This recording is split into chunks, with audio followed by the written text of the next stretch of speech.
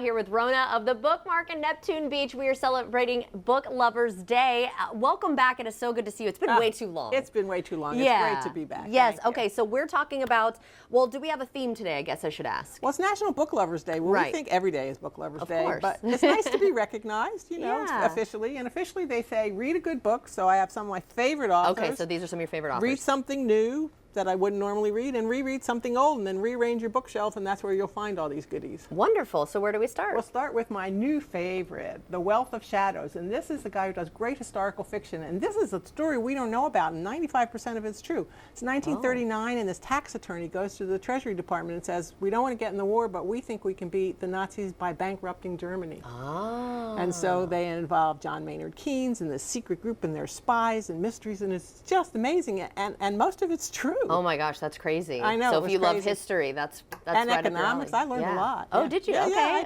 I did. Very nice. Much smarter than I was when I started. This is another one of my favorites, Howard Norman. He always writes about Nova Scotia, and it starts with a wrongdoing. This one says, on his first posting as a court stenographer, Peter Lear immediately got it wrong, and I mean in the first 30 seconds. Oh gosh. So he's in trouble. And the trial is a woman who kills her husband on the night of their wedding. What? Well, she says, come to the window. There's a big whale beached outside, and he doesn't get up, and so that's it. Oh my gosh. And so it's her story about why that happens and what happens after the trial, and it's full of adventure and great characters. I mean, I underlined so much there was like nothing left that wasn't highlighted by the time I was done. And that's a novel, let's hope, right? That's a novel. Yeah, although you hear stuff like that in the news sometimes. Scary stuff. That's very interesting. All right, what do we have here? Okay, and this is in 1919, the end of World War I, and the men are coming home to the war, this small British town, and the women are like, hell no, we won't go. Ah. And this woman has started this taxi service on motorcycles where the passengers ride in the sidecar, and all the drivers are women. Very cool. And so it's her story. Yes. Oh, that's very neat. It's really fun. Yes. Okay, sort awesome. Of another Easy read? Part.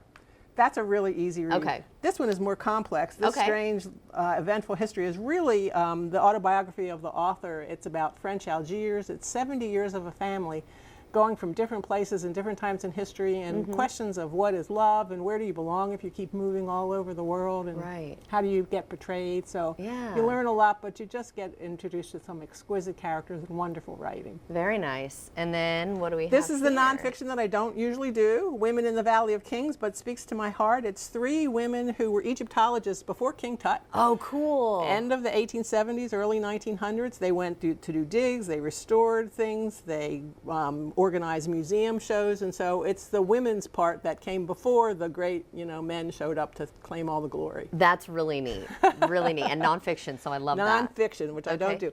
Rereadings. This was a book that I read years ago, 17 writers talking about when you reread a book like 20 years later, it changes. The book doesn't change, but you've changed so much that it's like your perception and that kind of thing? Yes, and your life experiences and things, I mean, I always quote Madame Bovary, when you're 16, you go, she could just find the right man, and when you get older, you just want to smack her and tell her to get over herself. Yeah, that's a good point. So these are 2 that I reread almost every year. So I grab them from my bookshelf. So very nice. So what are they called? It's Walden by Henry David Thoreau, who reminds you that you should, not make work your whole life. You should live your life, and work is just a side. That's so true. Side gig. And then, of course, a classic here. A classic. If you look on the sides, you'll see all the pages I have marked that are oh my gosh, things that I love, and nice. Always a wonderful book that also changes because politics change. Right. And your yeah, life that would changes. be interesting to read that again. Yes. And then you've got some exciting stuff coming up. This is very exciting to us and near and dear to my heart. The Bookmark is turning 34 this month. Wow, really? Yes. So we're going to celebrate on the 17th with prizes and bubbly and cake and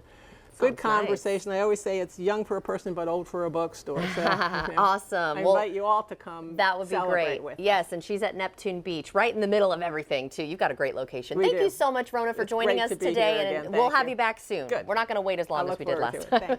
And we